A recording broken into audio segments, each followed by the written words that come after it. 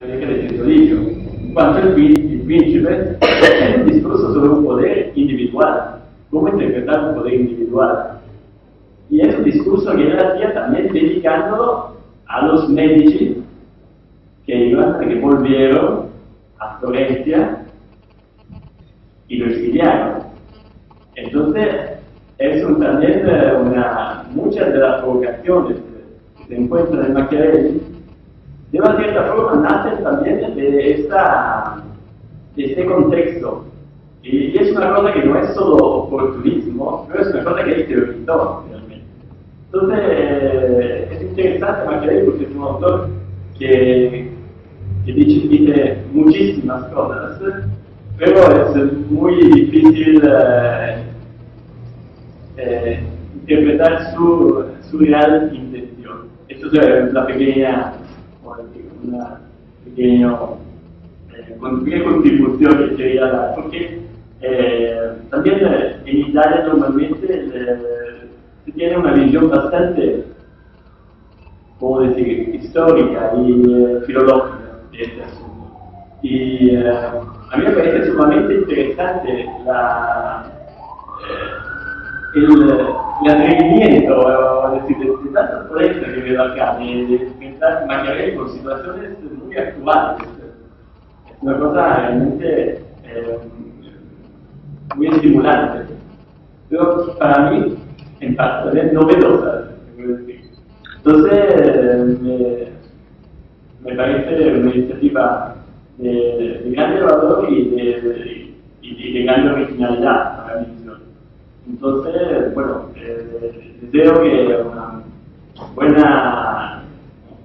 un buen congreso y bueno, yo desafortunadamente voy a tener que participar también en la feria del libro dentro de una hora más o menos, entonces voy a participar muy poco, pero estoy realmente muy interesado en ver también, sí, también de este congreso.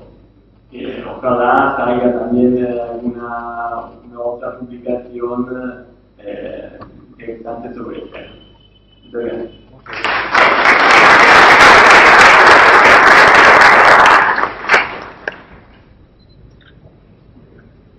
Bueno, agradeciendo entonces a Michele por su apertura, intervención en la apertura. Pasaríamos entonces a nuestra primera expositora, Constanza Moreira, licenciada en Filosofía, magíster y doctora en Ciencia Política por la Universidad brasileña, profesora titular de Teoría Política en la Facultad de Ciencias Sociales y actualmente senadora de la República. Con eso, suficiente presentación. Bueno, gracias. Ahora aprendió. ¿Aprendió? Sí.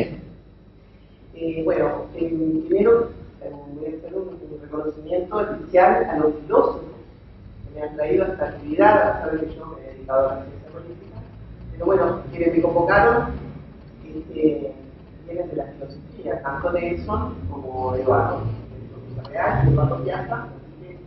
Mi agradecimiento por haberme convocado a la actividad. Yo enseñé Maquiavelo en 1989 y 2010, así que los 20 años que ahí por los cursos y por el tiempo.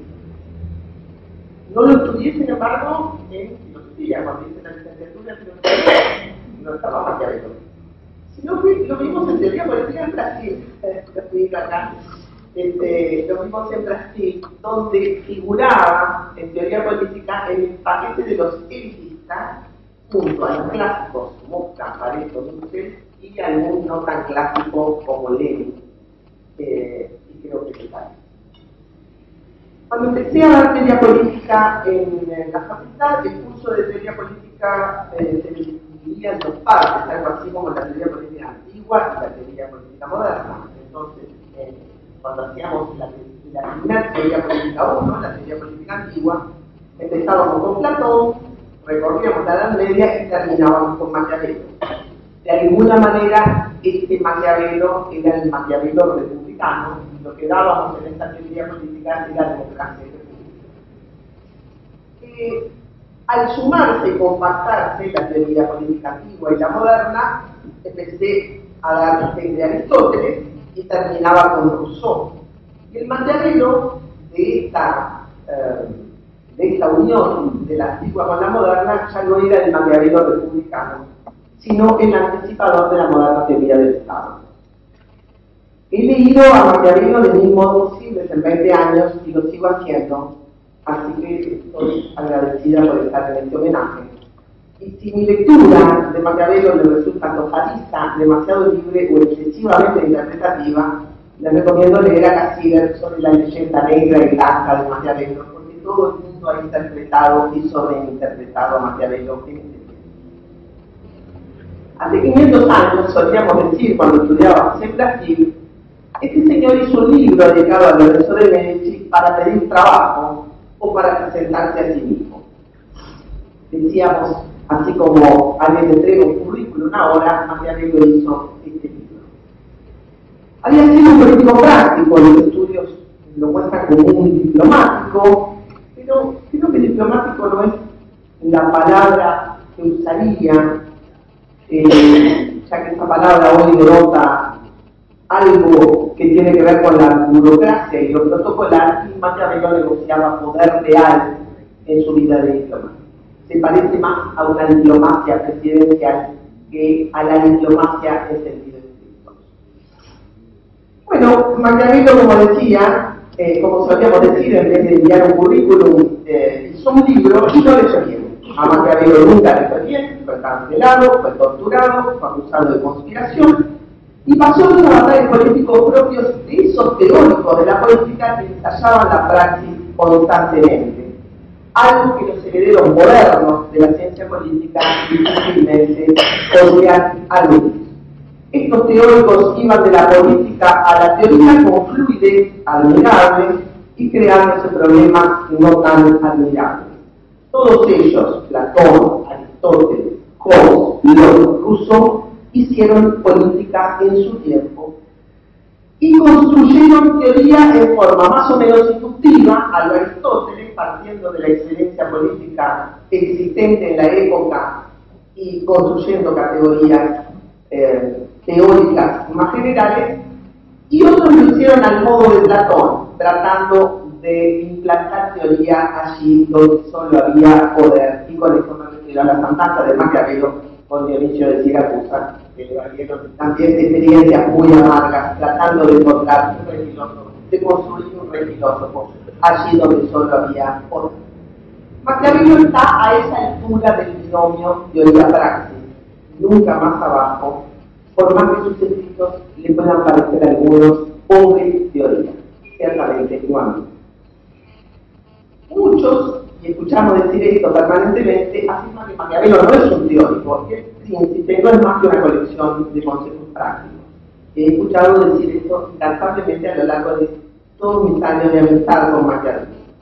Pero creo que en esta afirmación subyace una concepción un poco escolástica de la teoría. Probablemente las afirmaciones sobre la separación entre ética y política de Maquiavelo hay más teoría post-aristotélica que en cualquiera de los tratados de la época. Cito textualmente. Los hombres temen menos a Maquiavelo. Los hombres temen menos ofender a quien se hace amar que al que inspira temor, porque la amistad es solo un lazo moral que los hombres rompen de preferencia a sus intereses. Pero es el temor el que los mantiene por el miedo al castigo. Bueno, en esta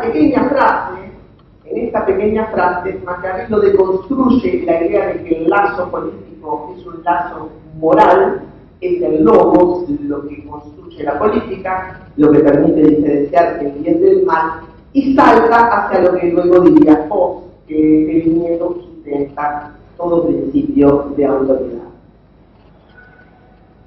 Es cierto, hasta Maquiavelo, esta separación ética-política no había tenido mayores consecuencias, Aunque ya San Agustín había hecho lo suyo, relegando la política a la condición de un sistema de bandidaje organizado, más o menos era lo que decía San Agustín, que los estados terrenos eran un conjunto de bandidos organizados. Pero la expulsión de la política al reino de este mundo, y de la moral al reino del otro mundo, no tuvo ninguna consecuencia teórica. San Agustín además detestaba la política y Maquiavelo la amaba. Maquiavelo hizo por la separación ética-política que sobrevendría a la crisis aristotélica que desvinculó las ciencias prácticas de su objeto, lo que ningún otro teórico había hecho hasta el momento. Pero lo hizo y lo dijo con la crudeza y simplicidad de un, entre comillas, mal filósofo, como lo muestra la cita. A menudo se le llama a Hobbes un Maquiavelo estilizado, y algo de eso está en la cita sobre los lazos morales y el papel del miedo en la política.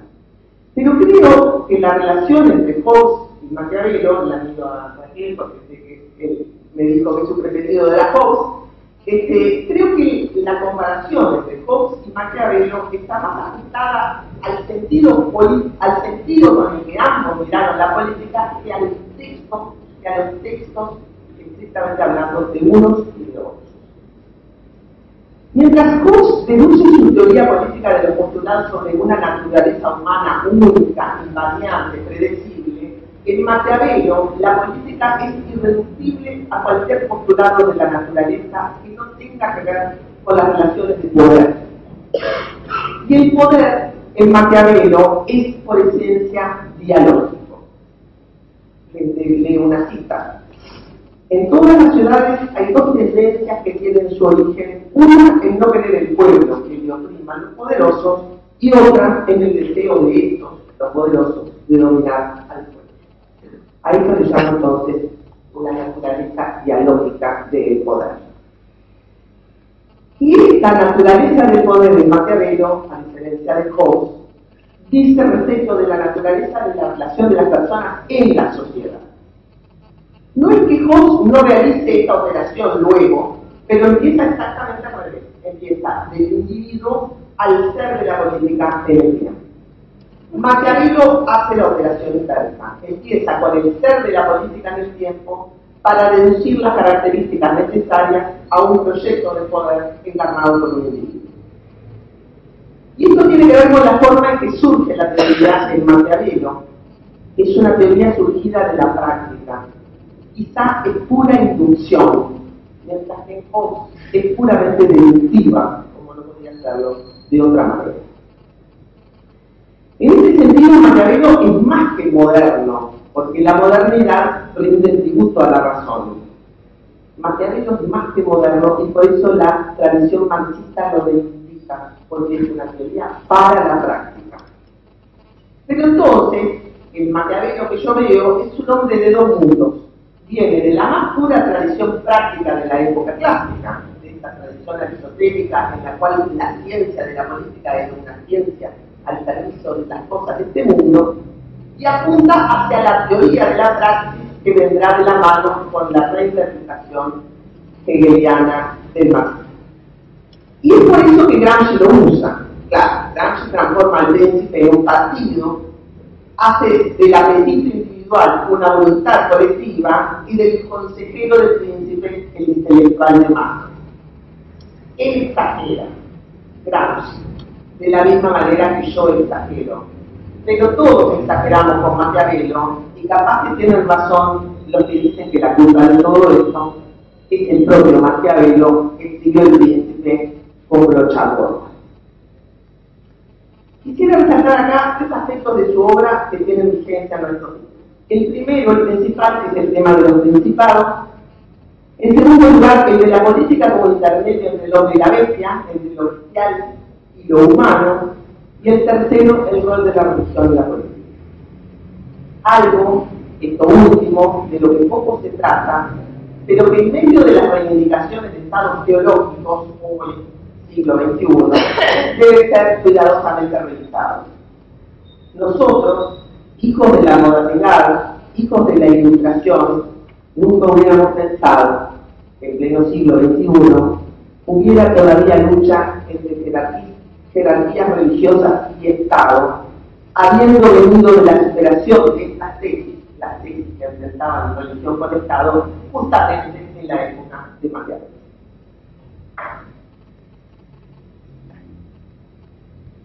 El primer tema, entonces, para mí es la figura del príncipe como elemento simple de la acción política. Y creo que la figura del príncipe casi ha desaparecido de la literatura republicana y liberal que la ciencia política ha asumido como canon. Y acá retomo a la figura clásica del príncipe como líder individual, demiúrgico, capaz de construir cosmos político a partir del caos precedente.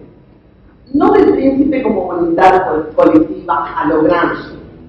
En realidad, voy más hacia atrás y vuelvo a las raíces del planteo de Maquiavelo y lo depuro de algunos accidentes históricos.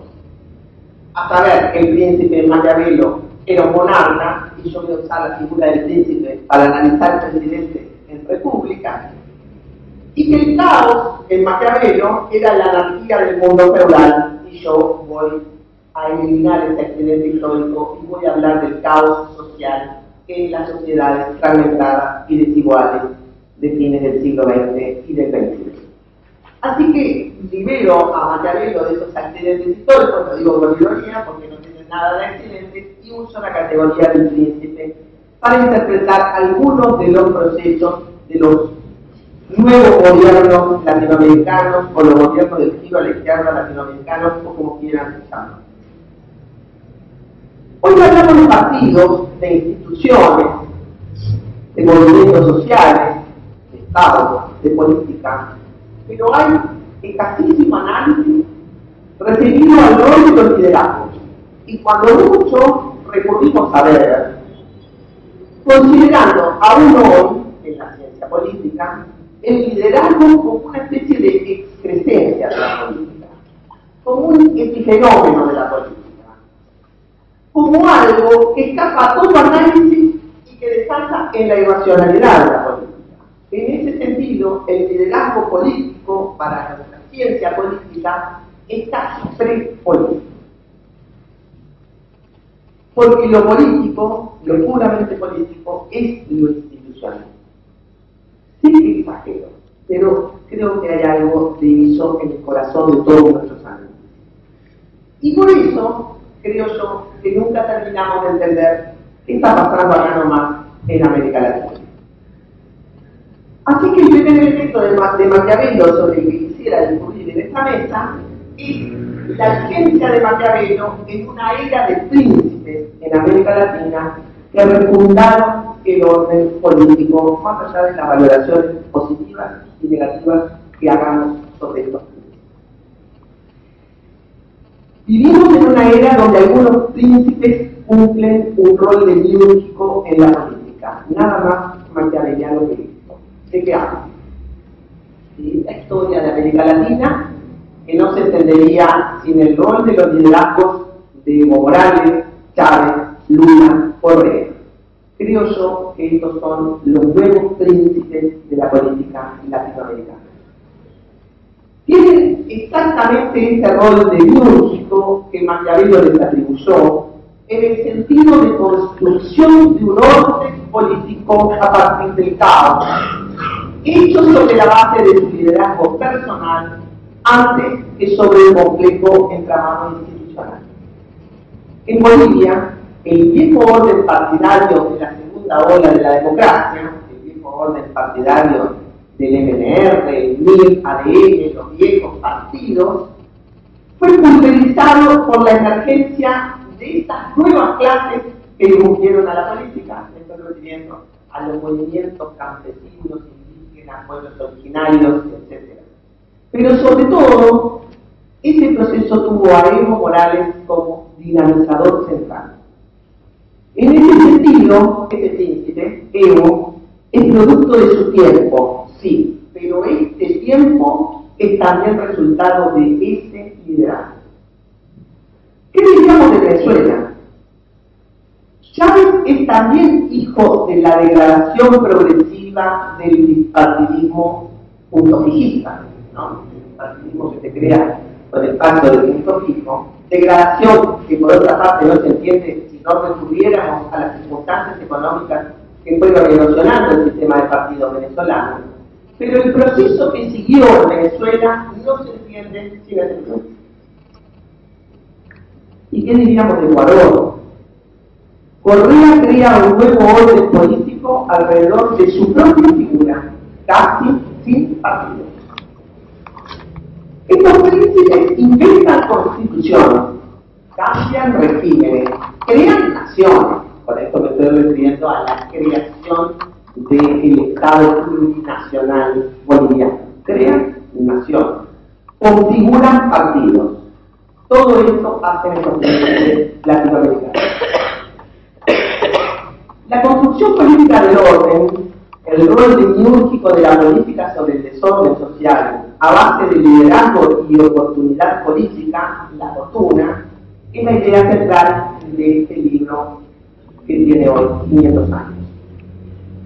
El desorden, como dije, no lo entiendo como la anarquía feudal, sino el desorden de la pobreza, la desigualdad, y en algún caso el desorden político que llevó a muchos a considerar los estados latinoamericanos, especialmente Bolivia, en algunos casos Ecuador, como estados pasivos, a este desorden me refiero. Y los príncipes son presidentes, no monarcas, presidentes de un orden republicano. Y la fortuna es lo que hoy le llamamos la coyuntura, pero la coyuntura que se ve con los ojos del príncipe como jamás la mostraría ningún informe de coyuntura económico o político. Claro que la acción de estos príncipes, y vuelvo a Gramsci, es acción colectiva. Hay gente organizada allí, pero la voluntad del príncipe es central para guiar. Y por eso los príncipes se vuelven tan indispensables que los procesos no tienen asegurada su continuidad sino con ellos. Y con esto me refiero a los procesos de reelección y definir a Venezuela, a las varias elecciones de Chávez, etc. ¿Qué duda cabe que estos príncipes construyeron orden en América Latina? Y bueno, así parecen haberlo entendido los pueblos que ratificaron con su voluntad colectiva la permanencia de ellos.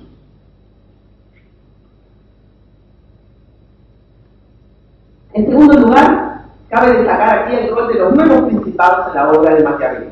Estaban los principados hereditarios, aquellos que heredaban el orden, la costumbre de la obediencia, la lealtad a la vieja dinastía y el servilismo a que estaban acostumbrados los pueblos. Cuando ese orden se daba, el príncipe heredero lo único que tenía que hacer era no alterar demasiado esta costumbre del servilismo y la obediencia a la autoridad que se había calado profundamente en el corazón de los pueblos. Bastaba por no hacer demasiados cambios en las normas y en las costumbres, aconsejaba Maquiavelo a los príncipes hereditarios. Después de todo, la naturaleza humana es conservadora y no acepta de buen grado las innovaciones por miedo a lo que vendrá. Pero el príncipe nuevo, el que no hereda nada, el que debe construirlo todo, es ese príncipe el que desvela y admira a Maquiavelo. Y aquí viene la primera diferenciación. Están los príncipes que gobiernan por el pueblo contra la nobleza, o los príncipes que han llegado a ser príncipes con ayuda de la nobleza. Ahora hagamos una pequeña traducción aquí. Llamémosle nobleza al viejo orden partidario, llamémosle noble o nobleza a la herencia político-partidaria de estos países que hemos citado. Bueno, ¿qué hacen estos príncipes? Estos príncipes la desplazan a las viejas élites partidarias, desplazan a las noblezas políticas que los preceden y llegan al poder sin apoyo de las viejas élites partidarias. Llegan por sus propios medios y gobernando, como se dijo alguna vez de Kirchner, going public, ¿no? La explicación que se daba a por qué Kirchner había obtenido, creo que 80% de popularidad, había tenido el 22% de los votos. Empezó a usar esta expresión que duró poco. Lo que pasa es que gobierna directamente, le habla directamente a la gente. gobiernan directamente con la gente. En nuestras teorías se les llamó populistas, demagógicos, justamente por eso. La expresión del populismo, del nuevo populismo, recoge algo de esto. Es líder populista porque gobierna con el pueblo y se le critica al mismo modo en que Aristóteles criticaba la demagogia, porque gobiernan con el pueblo yendo más allá de las instituciones y anteponiendo la pura voluntad diagnóstica pueblo-rey. Esa crítica al liderazgo populista nada dice ciertamente sobre estas instituciones, sobre la erosión de legitimación y degradación de estas instituciones, que es la que allana el camino a la voluntad del príncipe, que se abre entonces como salida política.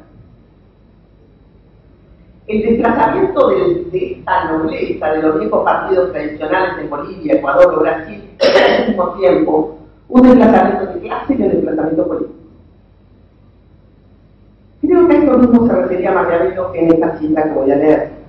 El que llega a ser príncipe con el auxilio de los nobles se mantiene en el poder con más dificultad que el que debe el principado al pueblo.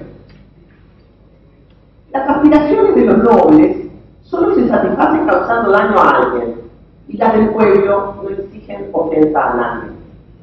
El príncipe necesita vivir con el mismo pueblo, pero no con los mismos nobles, pudiendo hacer y deshacer nobles, y quitarles o darles elevada posición según le plazca. En tercer lugar, me voy a referir a la índole de los príncipes. Cuando Chávez murió, yo escribí una columna que salió en derecha llamándole a Chávez el príncipe de la plebe, usando una interpretación muy libre que causó alguna crítica en alguna otra columna que alguien escribió a este respecto, ya que yo había mezclado los discursos con el príncipe, es decir, 2 obras y el libro. En los nuevos principados hay una díada que justifica en el uso y la interpretación de la política de nuestros días, y es la díada fortuna-virtud. Creo que tendríamos a usar una teoría política bastante divorciada de la idea de circunstancias.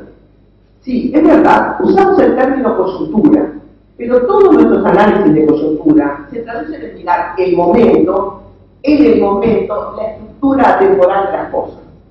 La política, la sociedad, la economía. Rara vez creamos categorías nuevas para analizar las cosas, y los informes de coyuntura son una mirada a la hora con las categorías de tiempo.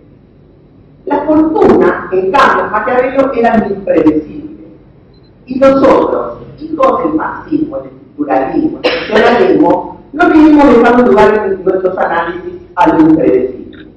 Incluso cuando hay crisis decimos, son sistémicas. Lo impredecible es importante en Maquiavelo. La fortuna determina más o menos la mitad de las acciones. Y pensemos en ejemplos simples de Maquiavelo que han signado la suerte de estos países gobernados por príncipes en estos días, con el hecho más impredecible de todos, como la muerte.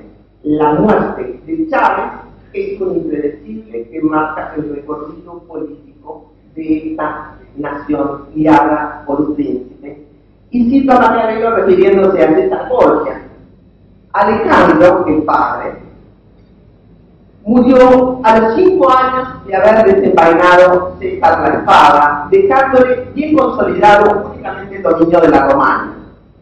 Y dice, César calculó todo lo que tenía que hacer cuando el padre muriera, pero no calculó que al fallecer su padre estuviera él mismo con gusto. Es un ejemplo que pone César Borgia del papel de la fortuna y lo impredecible en las acciones políticas. Volviendo a la fortuna, el nuevo príncipe, el constructor por esencia del nuevo orden, es el que ha desvelado la ocasión. Le ha sacado a la fortuna, esta diosa, los velos que la ocultaban, aunque la fortuna se interpretaba como una mujer que tenía el pelo sobre la cara, entonces el príncipe con su voluntad le levantaba el pelo de la cara. Esto es, han sabido ver la circunstancia en sentido político, y este ver, esta teorema, es parte de la otra mitad que determina nuestras acciones, que se llama la virtud. Saber ver es la inteligencia, y saber hacer es la voluntad. O O sea que la otra mitad de nuestras acciones está determinada por este binomio inteligencia y voluntad, que es la otra guiada de oro en la teoría política de Maquiavelo, inteligencia y voluntad. En general, cuando hablamos de voluntad política, usamos una palabra del lenguaje vulgar que no tiene traducción en la teoría, y a la que Gramsci sitúa en un destaque teórico, pero referido a la voluntad colectiva, la del príncipe partido. Yo no, quiero referirme a la voluntad como una característica individual del líder, lo que debe hacerse en el momento en que puede hacer. Creo que el príncipe de Maquiavelo le lega esta lección fenomenal a toda teoría de la política, y es que la política es en el tiempo. Así, la voluntad, inteligencia y fortuna componen la ecuación de oro del éxito político de estos líderes. Y esto lo vemos en América Latina, de estos nuevos príncipes, más fielmente retratados por Maquiavelo que por cualquier teoría del populismo. Teorías nacidas para explicar procesos de entrada de las masas a la política, más que creaciones de nuevos órdenes por nuevos líderes. Propongo entonces la revalorización del concepto de fortuna y del concepto de voluntad para entender los itinerarios de las izquierdas en América Latina, y también para una teoría de la política que dé sentido a la política, que sirva para comprender y que sirva para transformar. Alguien dijo: el mundo es un lugar muy oscuro, ilumina tu parte. Iluminemos esta parte con la teoría que nos queda de la mano de Maquiavelo. Y esto sería parte de la propuesta que traigo acá. ¿Cómo ves? Bien. Bien. Cuando hablé de Chávez como el príncipe de la plebe, en realidad yo me refería a otra cosa.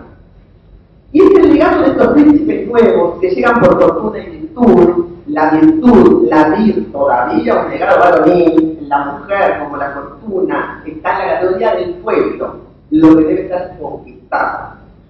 Pero, y esto es importante, llegar por fortuna y por virtud sin legado anterior, sin herencia política, no es nihilo, sino en nuestro caso, desde afuera de la herencia política precedente, y sin lugar a dudas desde abajo del orden social dominante. En el príncipe de la plebe yo mezclé ambas cosas, el llegar desde abajo y el de la ruptura con el orden político imperante. Son dos categorías distintas, pero detengámonos en esto en algún momento. El principal nuevo, que no es herencia de ninguno anterior, puede ser reinterpretado como los nuevos que llegan a la política, que construyen nuevos partidos que reinventan el orden. Los Evo, los Chávez, los Correa, los Lula, ninguno hereda nada de los viejos partidos, sino que construyen todo más o menos desde cero. Ellos construyen partidos, no surfean en ninguna ola, sino que son más bien la ola. La segunda categoría, que es la de venir desde la plebe, está tomada de los discursos, pero basada en la teoría del poder de Maquiavelo que atraviesa todos sus libros y que viene de la antigüedad. Empecemos por el principio. Aristóteles decía que en toda sociedad hay ricos y pobres, y lo había heredado de su maestro Platón. Los ricos y los pobres son enemigos mortales. Por eso, para Aristóteles, las clases medias eran el ámbito perfecto, y de allí salían los mejores políticos. La igualdad política, decía Aristóteles, es una igualdad convencional que se superpone a la desigualdad natural, que es la desigualdad social. Yo creo que Maquiavelo le da el giro copernicano a esta teoría. Desplaza la desigualdad natural por una desigualdad que remite únicamente al poder. La desigualdad básica de la estructura de desigualdad, la desigualdad maquiaveliana es entre los que tienen poder y los que no tienen, como leí un poco más atrás. En toda ciudad hay dos tendencias que tienen su origen, una en no querer el pueblo que lo oprima y otra en el deseo de estos de oprimir al pueblo. Y también había leído antes la frase de Maquiavelo según la cual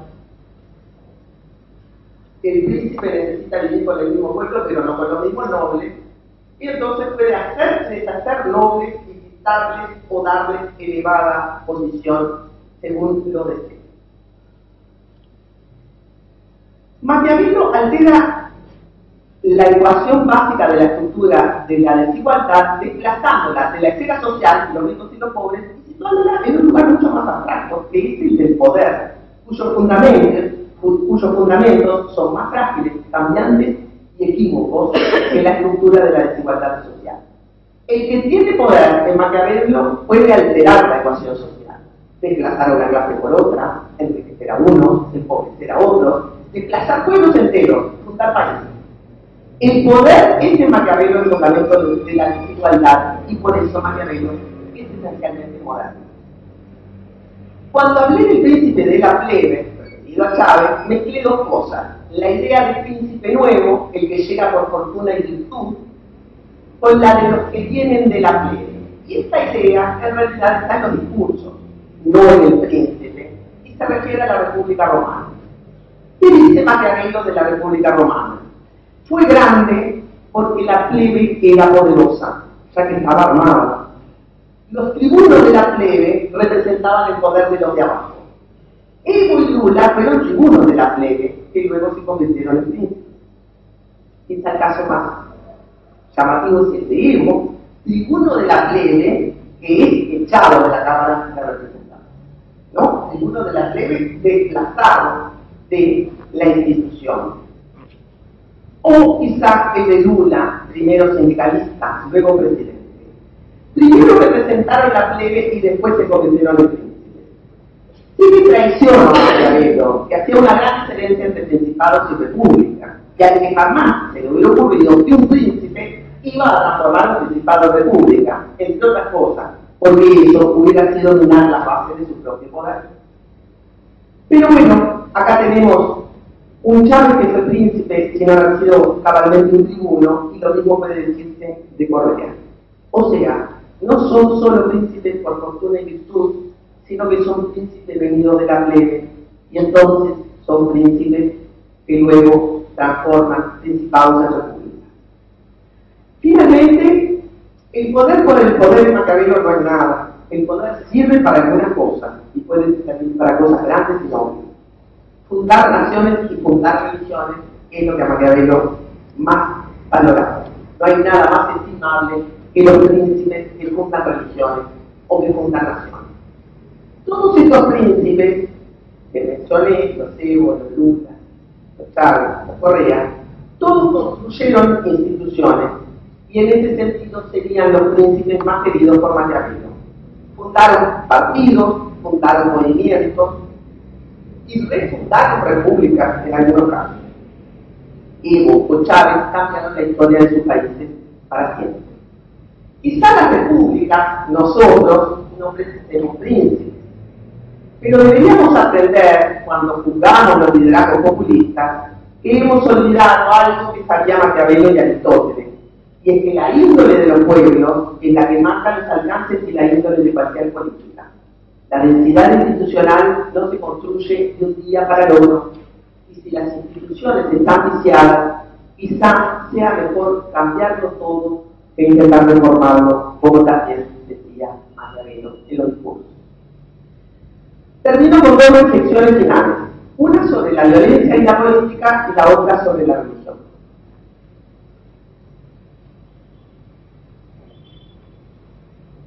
Hay dos maneras de combatir, dice Maquiavelo en El Príncipe, con las leyes y con la fuerza. La primera es propia de los hombres, la segunda es propia de los animales. Durante mucho tiempo creo yo que creímos que la política era pura legalidad, era solo palabras. Creímos que la política era lo que venía después de la violencia. Yo aún creo en ese legado clásico. La política es el momento después de la violencia. La política está en el reino de las palabras. Argumentar para convencer. Nos convencemos con el carrote. Y entonces, nuestros líderes empiezan a dejar de ser los héroes de la guerra, y empezamos a tener a los viejos representantes de la clase media aristotélica, no José Valle y Ordóñez, por ejemplo. Pero no dejo de reconocer que Maquiavelo aún está vigente. La política siguen siendo las armas, junto con las palabras, en la mayor parte del mundo. La política de las armas en el concierto mundial La disputa por el poderío militar en contextos en que el poderío comunicacional, financiero o económico parecería más importante que cualquier poderío militar, muestra la diferencia de Maquiavelo. No hemos arribado aún, y quizá nunca lo hagamos, a una política plenamente argumental, retórica, verbal. La fuerza, la violencia, sigue siendo central en la mayor parte de los países, aun cuando el tránsito de la pura dominación a la autoridad haya sido procesado por buena parte de los países del mundo con arreglo a sistemas de partidos más o menos pluralistas, con su orden de elecciones, gobernantes electos y separación de poderes. La política es aún mezcla de la ley y la fuerza, de lo humano y lo bestial, y lo vemos todos los días. Termino con el rol de la religión. Otro de los aspectos en el que Maquiavelo ha tenido razón es en la inexplicable vinculación entre religión y política. También en esto hemos sido inevitablemente iluministas, hijos de la Ilustración. Pero la religión pesa hoy en el mundo de la política en forma decisiva en una buena parte del planeta. Nuestros estados teológicos y más disputas por el reino de este mundo están llamadas a quedarse. Hablamos poco y entendemos poco la relación entre religión y política, y Maquiavelo es una cantera inagotable de recursos sobre estos temas. Termino diciendo que lo que importa a los autores es lo que les podemos hacer decir hoy, no la exégesis de lo que en realidad dijeron condicionado por la historia de su tiempo. Lo impresionante en Aristóteles, en Maquiavelo o en Hobbes es lo mucho que les hacemos decir hoy. Durante toda mi actividad docente he sido criticada por no contextualizar a los autores en su tiempo. He respondido que vengo de la filosofía, no de la historia, y lo que me importa es la carne analítica de sus reflexiones, lo que puede ser usado hoy, el hardware de la teoría, la vieja carrocería de sus ideas.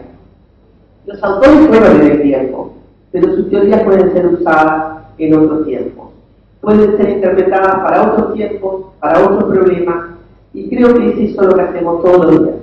Revivirlos, animarlos y hacerlos hablar de lo que a nosotros nos importa.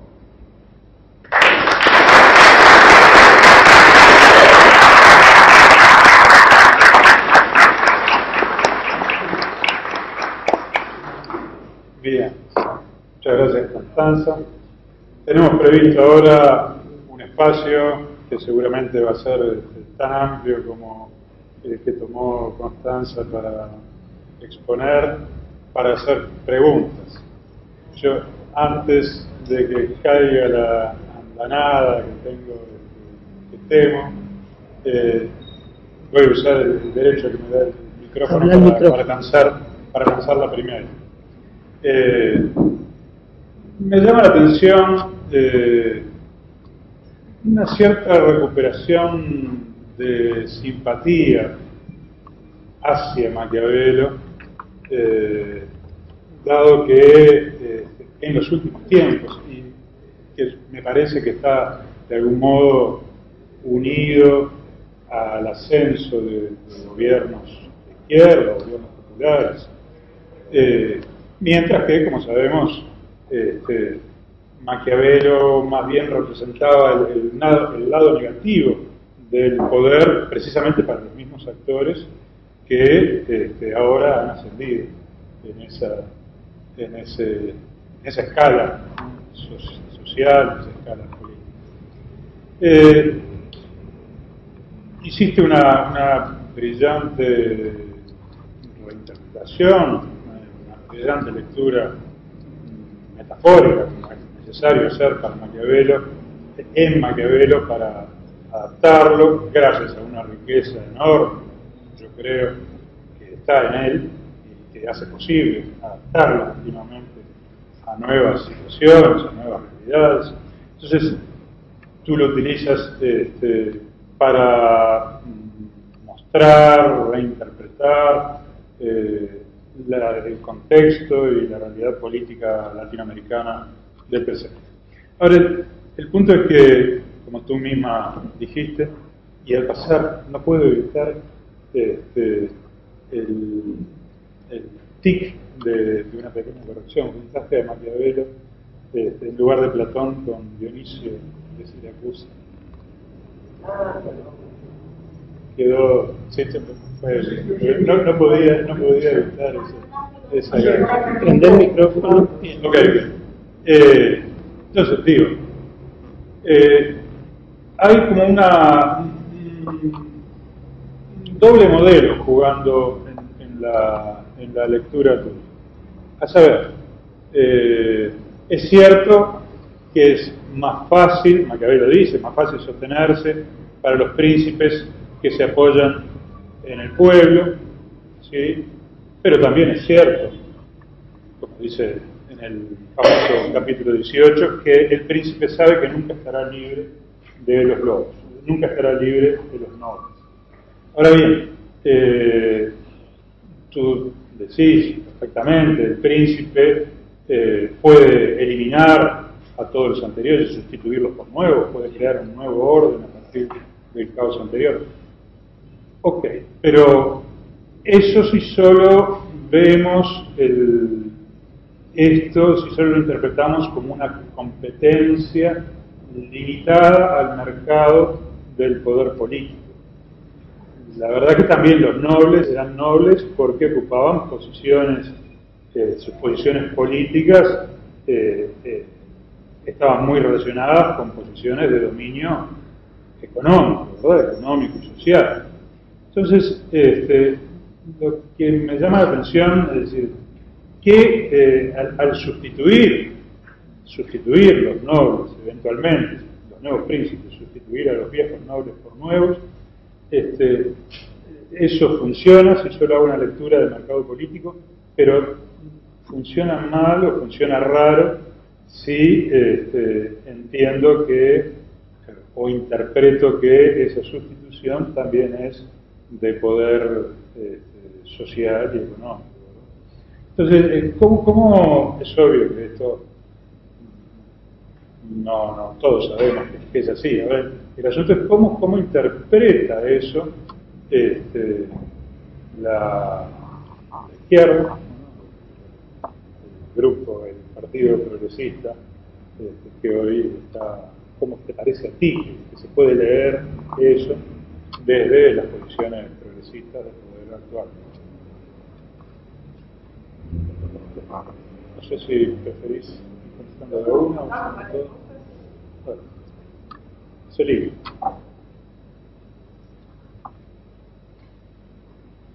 A mí también me resultó muy significativo y muy importante este esfuerzo por hacer una lectura actual de la categoría del príncipe, interpretándola en términos sociopolíticos actuales como liderazgo.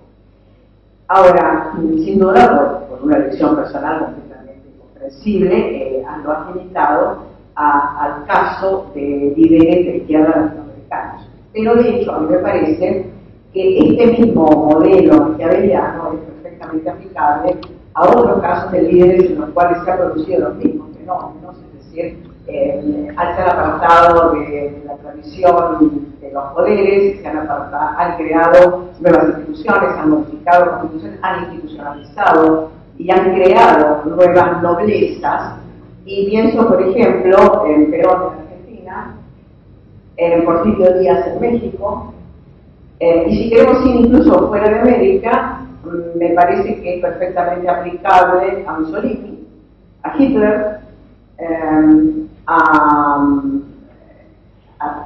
la República, algunos elementos republicanos, pero sobre todo después a Franco. O sea, me parece que ese entramado de lucha fue también entre líderes, y en otro sentido, tal vez más light, a figuras como De Gaulle. Entonces, me parece que la diversidad de los resultados políticos de todos ellos que lograron como líderes de una manera análoga requiere alguna especie de perfil más ajustado, o sea, es una propuesta o es una idea, de qué tipo de liderazgo, de alguna manera, o qué diferencia en esos liderazgos hay para que los resultados sean notoriamente diferentes, y no tanto por la participación, digamos, del pueblo que ama a su líder y lo sigue, porque eso parece ser bastante parecido, sino sobre todo en las ideas mismas del líder acerca de qué es el Estado, qué es la política, cómo son las relaciones con otros Estados, cómo son las relaciones con otros poderes, cómo organizar, algo que decía el colega, cómo organizar el aspecto económico, porque en definitiva muchos de esos regímenes a los cuales estoy refiriendo se han definido como muy distintos por su manejo de las cuestiones económicas. Entonces me parece que está muy interesante esta aplicación, pero me parece que desde el punto de vista de la ciencia política actual habría que hacer, ir más allá de lo que dijo Maquiavelo para generar una categoría de liderazgo que tenga el sentido político de englobar los fenómenos que en algún sentido son similares, los que vos mencionaste, pero que en otros sentidos son muy diferentes.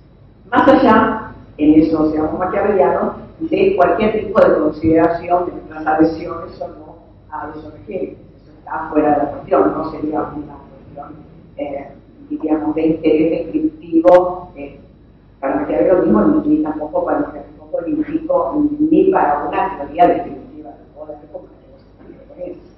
Pero me parece que los ejemplos que vos das constituyen una forma de liderazgo. Y de la misma manera, análogamente, hay otras, pero con resultados muy diferentes. Entonces, esa categoría requiere, me parece, una redefinición como más ajustada. Pregunto si me parece posible y en qué medida también ese reajuste para ayornada y que sea la totalmente aplicable a todos los fenómenos similares se acabaría de Maquiavelo mismo. Nelson.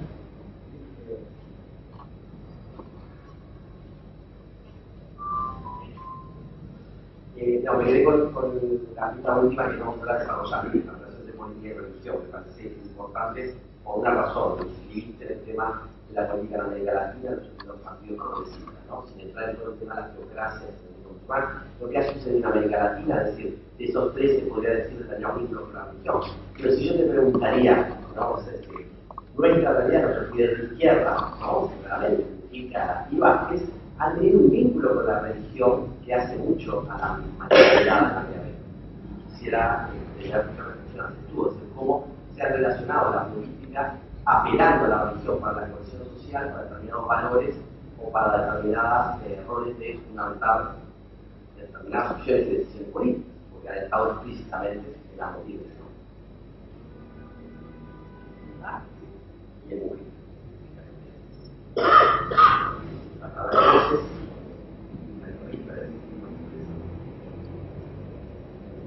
Mauricio. Sí, a mí me pareció también muy interesante el planteo y como se diga, creo que hay un gran desafío de seguir desarrollando la teoría, tomando Maquiavelo como base, pero siguiendo adelante en esas guías o contraposiciones que maneja para entender con más exactitud qué es lo que pasa, de modo tal que lo imprevisible no se aproxime a ser lo incomprensible, o digamos, cómo meter el irracional, afectivo, emocional dentro de un orden que querría ser racional y por eso mismo llega un momento que se desquebra. Y eso tiene que ver con otra pregunta que tiene que ver con lo que dijo Nelson. ¿Por qué no tomaste el caso de Uruguay? Y a Nelson, porque reduciste a dos los liderazgos.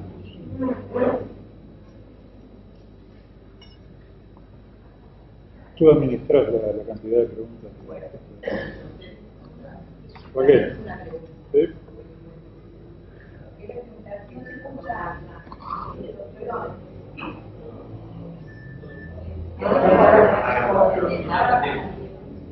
Hola. tú dijiste que, bueno, que teníamos que hacer la pregunta mía es, ¿tendrías un límite en eso de hacer decir a Maquiavelo? ¿Hasta dónde iría en este hacer decir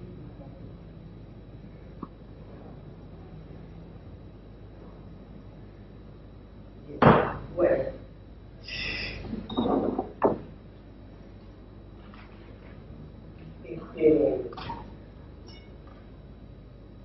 Voy en el orden. Maquiavelo representaba el lado negativo del poder para, me refiero a ti, ¿no?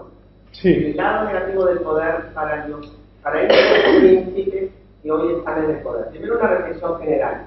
¿Por qué recorté Maquiavelo para los liderazgos populistas de la América Latina izquierda? Bueno, es como el pintor que tiene un brazo de tela y le sale el cuadro con el hombre con las piernas encogidas. Lo hice porque eso es a lo que entiendo. Entonces, digamos, esta es, eso es lo que hago, esta es docencia, analizo procesos de la democracia de la América Latina reciente y lo hago a la luz de la teoría política que más domino, que es la teoría política clásica, porque di clases durante 20 años. Entonces, el recorte tiene que ver con una lógica de los hechos. No hay nada valorativo en los reportes, más allá de que yo creo en lo que digo. Entonces, voy a la primera pregunta de Piazza. ¿A vos no te parece que Maquiavelo representaba el lado negativo de poder para estos líderes que vos, de los que vos estás hablando? Bueno, quería dar la respuesta de Gramsci, no es mía. Y Gramsci exagera, yo creo que se le va un poco la baja. Y tiene que ver con lo que me dice Raquel. ¿Hasta dónde podemos hacerle decir algo a alguien? ¿Qué hizo Gramsci? Gramsci dijo, a ver, atenti, Maquiavelo le estaba advirtiendo al pueblo sobre la lógica de los príncipes, no le estaba enseñando al príncipe cómo construir poder, sino que le estaba enseñando a los pueblos a mirar lo que los príncipes hacían. Yo creo que está sobreinterpretando Gramsci cuando hace eso. Pero es mi manera de responderte a vos. Claro, totalmente. La leyenda blanca de Maquiavelo. Entonces, es mi manera de decir, bueno, yo creo que no. Creo que Maquiavelo estaba haciendo un distinto para el Lorenzo de Medici. No le estaba diciendo al pueblo, que además el pueblo no le era ahora imaginarse la vida de muerte. No le estaba diciendo al pueblo sobre eso. Pero mi manera de ponerme ojos de Maquiavelo para mirar admirativamente a estos príncipes que construyen poder está más cerca de esta interpretación gramsciana. ¿Qué es lo que te quiero decir? No hay una sola manera de ver a Maquiavelo. No hay una sola manera de ver a Maquiavelo. Y además hay dos Maquiavelos. Porque el Maquiavelo de los discursos es un Maquiavelo muy amigo de la plebe, ¿no? Es un amigo, es un Maquiavelo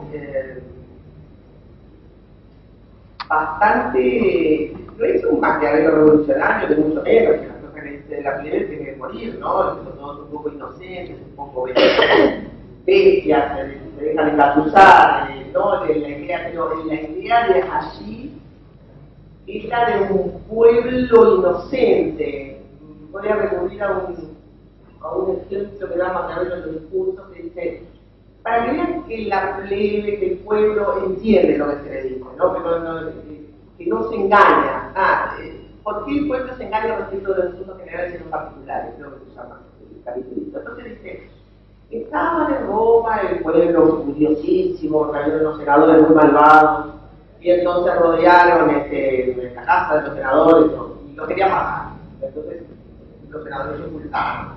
Y alguien salió a dialogar con el pueblo y a iniciar una negociación. Entonces le dijeron, muy bien, ¿ustedes que matar a los senadores? Sí, entendemos que son verosímicos, son crueles, son malvados, están decepcionados, lo vamos a matar. Pero antes, lo que les pido es que elijan el reemplazo, porque no nos podemos quedar, muy bien, ¿no? Tenemos a senadores, no nos podemos quedar desesperados. Entonces, bueno, dice, nadie proponía ningún nombre. Cuando uno de los del pueblo dijo, mirá, proponía Tito, y los otros empezaron a mandar de la red, Tito, mirá que Tito va a ser senador. Y entonces rápidamente dijeron, bueno, no encuentran de ustedes ninguno que pueda ser senador, bueno, entonces vamos a dejar al senador que están.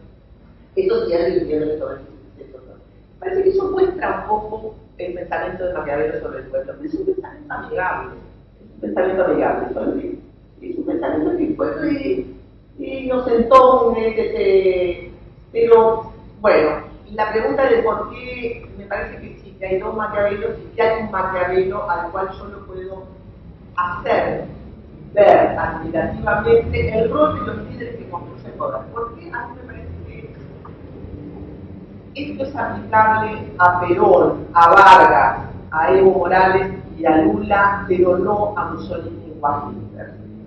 Es aplicable a Mussolini en el mismo sentido de Gramsci, de lo nacional popular, ¿no? Porque en realidad Maquiavelo estaba tratando de que Italia se convirtiera en un Estado-nación poderoso, y para eso había que quitar todas las partes, había que superar. Pero lo esencial de Maquiavelo es la construcción del poder. Y yo creo que lo que hace Mussolini y lo que hace Hitler tiene una parte maquiaveliana parangonable a estos otros líderes, en el sentido que destruye jerarquías existentes, las reemplaza por otras, son un cambio de orden, ¿no? Son un cambio del orden político y económico de su época, pero lo más destruye. Yo creo que Alemania queda arrasada, creo que Italia queda arrasada. No creo que eso sea una construcción de un Estado potente. Ninguno de ellos, vos me dirás, más o menos, lo mismo pienso de España, ¿no? De Franco. Vos me dirás, claro, acá sobre esto sí podemos discutir 50.000 horas y estaríamos discutiendo de política. Yo creo que hay un proceso de destrucción y degradación social. Y me parece que con Chávez, con Lula, con Correa, te guste más o menos, pero lo cierto es que estos países mejoran todos sus indicadores sociales, sus indicadores económicos, sus indicadores políticos, se revaloran más la democracia, la gente vive mejor, son procesos de construcción del orden. Me parece que el Maquiavelo, la mejor lectura sobre construcción de poder de Maquiavelo apunta a la construcción de un orden positivo, no de un orden negativo. Pero, estoy haciendo, acá le estoy poniendo una carga valorativa a Maquiavelo. Con respecto a lo de los nobles, es verdad que los nobles no es un mercado político, pero voy a usar una explicación muy de izquierda. La idea de que, incluso lo tenía escrito, pero no me pareció una exageración, ¿qué hace la izquierda con respecto al viejo orden partidario? La izquierda de todos los tiempos dice, esa es la oligarquía partidaria. ¿Qué son? Porque son viejos partidos, viejas élites partidarias, pero están vinculadas con los poderes económicos dominantes, ¿no? La idea de romper ese orden es de romper el lazo inexplicable que une a las clases económicas dominantes con sus representantes políticos consagrados. Y entonces, en este sentido, yo uso la analogía de la nobleza con el viejo sistema de partidos, pero podría llamarlo con el viejo sistema oligárquico de partidos. Entonces, una expresión que se usaba mucho hace unos tiempos. ¿Qué quería decir? Que esos partidos estaban allí para representar estos intereses de estas clases dominantes. El poder disruptor del príncipe va en relación a esta alianza, a la alianza sistema de partidos clases económicamente dominantes. Pero esta ruptura, que es un momento negativo de la política, está luego seguida del momento de la construcción del nuevo orden. Bien. Es decir, se destruyen desigualdades y se construyen otras.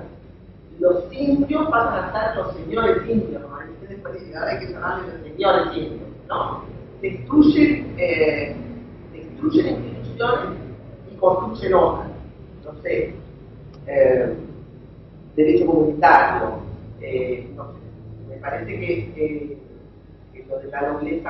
Con respecto a Dionisio, no, yo puse el Dionisio de Siracusa para mostrar la locura de Platón, que es la locura de muchos teóricos de la medicina cuando se ponen a hacer política, la idea de que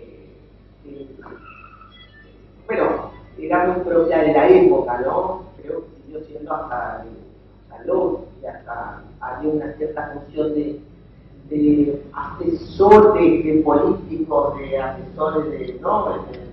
De Platón.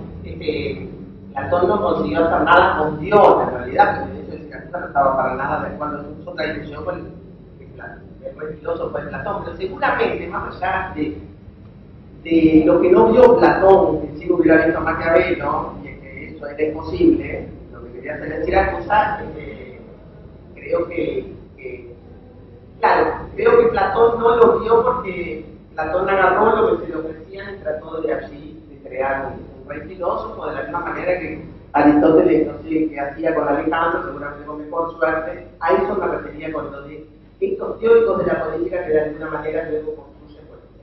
Sobre política y religión, nada. No tendría que haberme metido en esto, porque no era una reflexión para América Latina. No era una reflexión para América Latina, sino era una reflexión para una parte del mundo donde existe todavía una competencia entre jerarquía religiosa y jerarquía del Estado, ¿no? O sea, nosotros pensamos que esa separación, porque somos hijos de la separación de Iglesia del Estado, y además Maquiavelo habla sobre eso, pensamos que este proceso estaba prácticamente acabado, y ahora estamos en una parte del mundo. Eso está en discusión. Y digo esto porque en otras épocas, nosotros habíamos eliminado toda la teoría política de la Edad Media, etcétera, que Chichén siempre decía, ¿por qué no damos algo sobre la religión? Cuando hoy hay una parte de la política del mundo que se está construyendo sobre eso. Entonces, no hay una reflexión para América Latina, pero sí es cierto que cuando Maquiavelo habla de la religión, creo yo que porque en este momento la religión es la fuente de los usos, las costumbres y la moral de la época. No hay educación pública, no hay religión cívica, no hay nada de lo que tenemos ahora. Entonces la religión, cuando funcionaba mal, como funcionaba mal el papado, los hombres se volvían irreligiosos y malvados. Como decía Maquiavelo, decía que si uno mandaba el papado a Suiza, que siempre fue el ejemplo político del ordenado, que funciona bien, rápidamente en Suiza salían degradados, no sé, 6 meses, entonces si mataban el papado, con todas sus corrupciones. Entonces, ese rol de la religión hoy como cemento moral en la costumbre, yo creo que, no sé, tendría que pensarlo. Siento pensar que no, que el cemento moral en la costumbre es otra cosa, pero si digo la altísima religiosidad latinoamericana, de todo tipo, quizá no estemos tan lejos de esta idea de Maquiavelo de la religión es el cemento de la costumbre y que entonces hay que tener religión, pero la religión tiene que funcionar bien, porque cuando funciona bien, funciona muy bien, construye cultura política, construye obediencia, construye lealtad. Y cuando funciona muy mal, cuando funciona muy mal, funciona tan mal que preferiría un mundo político sin religión. Pero, bueno, el elemento afectivo e irracional en la política. Esto nada, son apuntes, nada más que para pensar, creo yo, que nosotros no incorporamos eso en nuestros análisis políticos. No lo hacemos en general, no lo hacemos cuando hablamos de política, y sin duda no lo hacemos porque no sabemos cómo hacerlo, no sabemos cómo incorporarlo teóricamente. Pero con esto hemos dejado algunas cosas a las que podemos, a las otras no.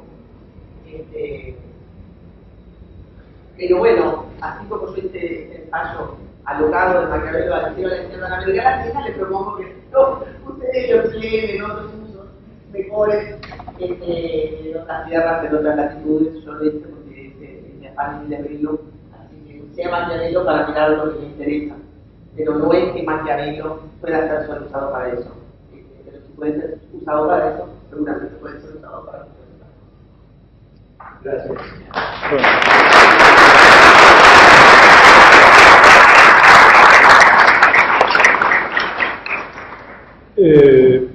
Haríamos ahora un breve corte para